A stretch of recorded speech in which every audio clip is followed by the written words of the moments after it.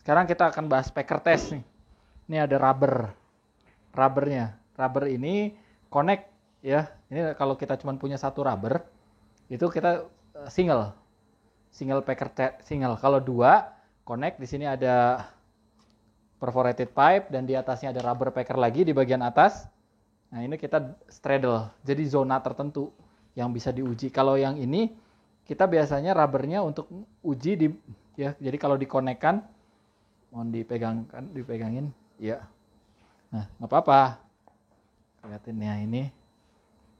Nah, ini misalnya lubangnya miring seperti ini, ya. Ini di bagian seperti ini. Ke bawah.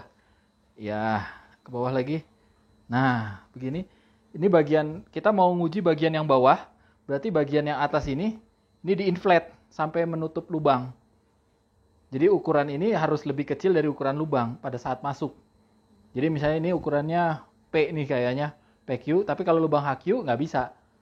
Ya, jadi nanti ini inflate, dikembungkan, dan ini diinjek air dari sini. Nah, tempat nginflate-nya dari mana? Ini ada buat niupnya. Jadi ini pakai gas, bisa pakai kompresor, ditiup. Jadi kayak ban mobil. Ditiup, dia inflate, gembung. Jadi di dalam lubang dia ngesil. Tadinya ukuran lubang besar seperti ini, nanti dia seal.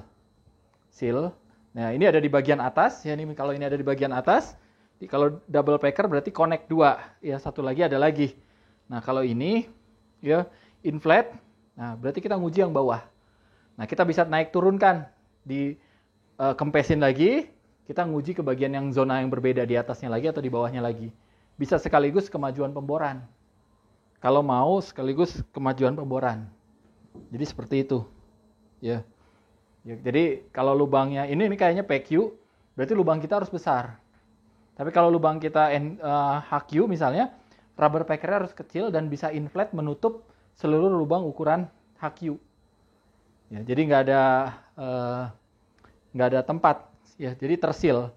Jadi air diinjek ya dengan tekanan itu pengganti gradien hidrolik, ditekan, nanti debit air yang masuk dengan tekanan tertentu itu kita ukur. Jadi misalnya saya nekan misalnya dengan tekanan sekian PSI, ya. Nah, terus air masuk dengan debit 5 liter per detik. Saya perbesar 2 kali, belum tentu debitnya jadi 10 liter per detik. Nanti perilaku pressure dengan debit itu bisa kita lihat. Ini pressure, ini Q. Idealnya kan naik gini. Ya mungkin pertama kedua. Nah, dengan debit ketiga bisa jadi begini. Bisa jadi debitnya begini konstan. Kalau di bawah sana rubber ini ternyata fracture-nya tidak berkembang jauh. Kalau fracture-nya berkembangnya dekat, ya diisi dengan tekanan tambah, debitnya nggak bisa ngisi lagi, nggak bisa besar lagi. Jadi kita bisa lihat perilaku dari si fracture ini seperti apa. Nah, debit ini nanti kalau kita mau balik ya, ini pressure-nya diturunkan lagi, debitnya seperti apa, ya, misalnya seperti itu. Nah, ini bisa melihat perilaku dari fracture. Itu keuntungannya packer test. Nah, kalau di sini kita nggak punya lubang yang tidak konstruksi. Kalau lubangnya sudah dikonstruksi, kita nggak bisa packer test juga karena kan ya nggak ngesil karena ada gravel pack di sampingnya lagi kan. Kalau ini tujuannya ini ngesil, tujuannya rubber ini. Nah, biasanya masalah itu ini pecah. Nanti misalnya ke lapangan, kalau jelek, rubber packer itu mudah pecah. Karena batu kan dinding batuannya tajam-tajam ya, nggak smooth. Ya, ada potongan batu kalau kita ini sering itu pecah. Misalnya ternyata fracture-nya banyak yang tight ataupun tutup. Jadi air dengan tekanan tinggi juga masuknya sedikit. Ya, itu biasanya kurvanya lebih landai. Kurva pressure-nya tinggi, kita tambahkan debitnya nambahnya kecil, makin landai seperti ini. Jadi kita bisa pertimbangkan seperti itu. Ya kira-kira itu kalau packer. Jadi kalau nanti ke lapangan ada ditugasin oleh saya untuk packer test, udah bisa. Mau nanya apa Bang Hafiz? Ini Pak, tadi kalau misalnya kedalamannya kan misalnya nggak mungkin ya, cuma 3 meter atau 4 meter, pasti puluhan meter. Meter. kan nggak. Ini nih Kan ngukur sedalam itu. iya. Ini di bagian atas, kalau yang single packer bagian atas nih sama stang bor. Connect sama stang bor ya. Sama pipa bor, yang bawah perforated. Yang bawahnya perforated tadi, yang tadi ini perforated pipe. Jadi di inflate, sebelum diinjeksi itu inflate dulu. Habis inflate baru injeksi air. Jadi tujuannya inflate ini tuh supaya ngesil.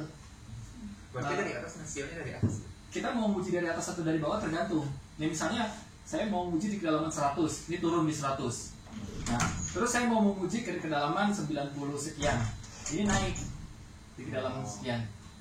Gitu ya. Atau ini turun dari atas dulu, kalau bareng dengan kemajuan bor, ini dari atas dulu diinjek kita. Nah, terus ini diganti lagi, tarik, copot, maju lagi. Tapi lebih lama biasanya. Jadi waktu pemboran lebih lama.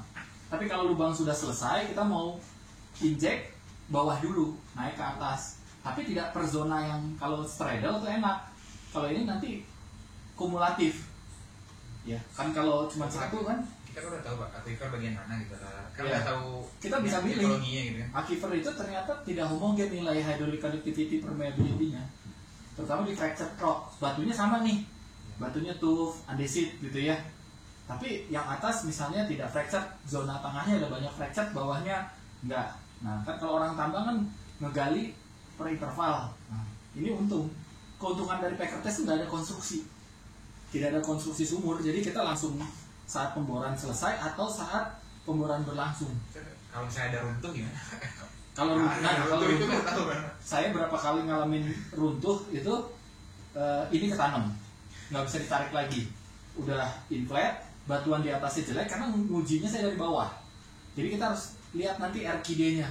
Saya mau menguji mana dulu keuntungannya. Kalau menguji dari atas, runtuh bawah, ini nggak kekubur, ya kan? Tapi kalau ngujinya dari bawah, ada kemungkinan batuan atasnya runtuh. Ini terkubur. Kalau ini terkubur pada saat inflate, kita ngempesin tuh kadang-kadang susah ditarik lagi nih. Dan ini bisa jadi udah ya media aset. hilang dan lubangnya ini. Jadi kita harus lihat RKD-nya. Kalau idealnya bersama pemboran tuh turun ke bawah, atas turun. Tapi kalau double packer ya bisa dari atas juga atau bisa dari bawah. Double packer itu pakai dua kayak gitu. Dua rubber. Perforated pipe-nya di tengah. Kalau ini perforated pipe-nya, kalau single perforated pipe paling bawah. Ini panjang perforated-nya bisa diatur. Yang uji itu di perforated. Iya, ini ada lubang-lubang screen-nya, ya ini lubangnya. Kalau ini ada lubang rongga-rongga. Nanti diinjek air, connect sama ini gitu ya. Kalau ini bagian bawahnya itu di sini, gitu ya. Di bawah di flat gitu ya. Ini di injek air, keluar air. Ya. Jadi ini yang penting memilih rubber packer disesuaikan juga dengan ukuran lubang. Kalau HQ berarti kita harus yang maksimum inflate ya HQ plus lah. Jangan ini kalau mau masuk ke lubang HQ nggak bisa, ini susah.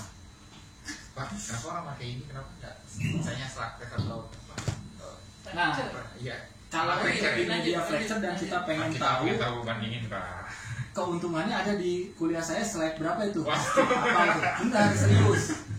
Siapa? Jadi keuntungan packer test kadang kita butuh kalau misalnya bikin tunnel kan elevasinya penggalian ekskavasi berbeda-beda. Jadi vertical variationnya kelihatan kan kalau kita slug test atau pumping test kita tuh punya zona itu aja satu. Lurus satu zona itu aja zona yang diuji. Tapi kalau kita pengen punya variasi di kedalaman 50 berapa, di kedalaman 60 berapa, 70 berapa, 80 berapa, 100 berapa, itu packer test dan kita tidak perlu konstruksi. Itu keuntungannya.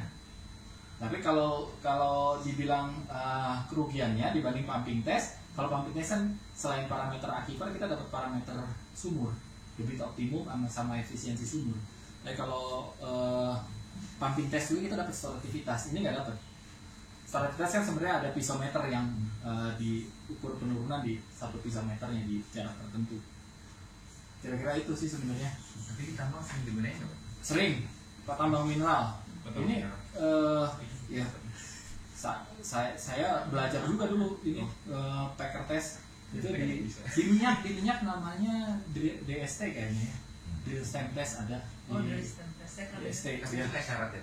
Nggak syarat. Enggak, untuk permeability atau hydraulic conductivity di zona tertentu bisa. syarat kayak Orang sipil nyebutnya lagion, Lugian test. Kita sering nyebut Packer test. Nah, yang inflate-nya kalau ini kayaknya pakai inflate-nya pakai udara ya, air kompresor. Ada yang inflate-nya pakai air juga, ngembunginnya pakai air. Ada, jadi ini terisinya sama air. Jadi air jalurnya dua, jalur untuk inflate dan jalur untuk inject. Nah, kalau ini air kompresor udara untuk inflate. Di dalamnya ini ada pipa yang blind di dalam ini. Ntar ini mengembung. Ini kualitasnya ya rubber packernya ini nggak terlalu bagus yang ini mungkin karena udah pernah berapa kali kepake. Biasanya ini jadi barang consumable. Rubber packer. Kegagalan dalam packer test. Biasanya kita tahu indikasi kegagalan packer test itu idealnya setelah ini inflate sempurna dan nutup lubang, harusnya kan tidak mungkin ketika air kita injeksikan dari atas itu hanya masuk ke formasi tertentu yang kita. Nah, biasanya kegagalan itu kelihatan begitu kita injek, ya air sebagian itu karena dia lubangnya nggak seal sempurna, nggak menutup sempurna, sebagian air diinjek dari atas keluar di bawah tidak masuk ke formasi. Nah, ini naik lagi ke sini, balik ke atas, jadi lubangnya bocor. Jadi pas di atas kita di permukaan di surface ngelihat lubang, air keluar tuh dari lubang.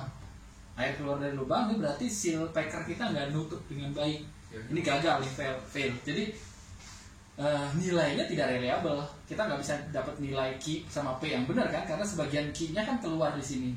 Ada orang yang menghitung coba Q yang di sini ditampung, berarti sisanya Q masuk ke formasi. Ke formasi itu apakah ke formasi yang dituju atau dari sampingnya lagi, begitu ini naik di sini ke sini. Ya itu yang masih belum clear. Kalau saya lihat itu fail berapa kali. Saya pernah fail juga untuk melakukan packer, ternyata masih bocor lah. Jadi leaking ke ini ke dalam formasi. Nah yang penting dalam pada saat menginjeksi, tekanan desain injeksi kita awalnya biasanya kita perkirakan hydrostatic pressure-nya. Hydrostatic pressure di kedalaman itu kita anggap misalnya muka tanahnya ada 5 meter di bawah sana dan kedalamannya 100. Kita kan bisa hitung rho GH ya tekanannya. Ya, jadi tekanan hidrostatiknya segitu. Jadi kita harus bisa melawan tekanan formasi. Kalau tekanan injeksi kita tidak bisa melawan tekanan formasi, hidrostatik kan nggak akan dorong ke formasi. Tapi kita nggak boleh lebih besar dari kemampuan rekah batuan sebelum rekah nih, compressive strength-nya. Jadi kalau kita tekan batunya pecah, dia itu hydraulic fracturing biasanya ditandai tiba-tiba loncat debitnya. Debitnya saya injeksi 5 menit pertama ya stabil, tiba-tiba menit selanjutnya dengan pressure yang sama, crack itu loss. Nah biasanya ada fracture tumbuh akibat tekanan yang kelewat besar. Kalau formasinya ternyata batunya nilai kekuatannya rendah gitu. Oke, gitu sih.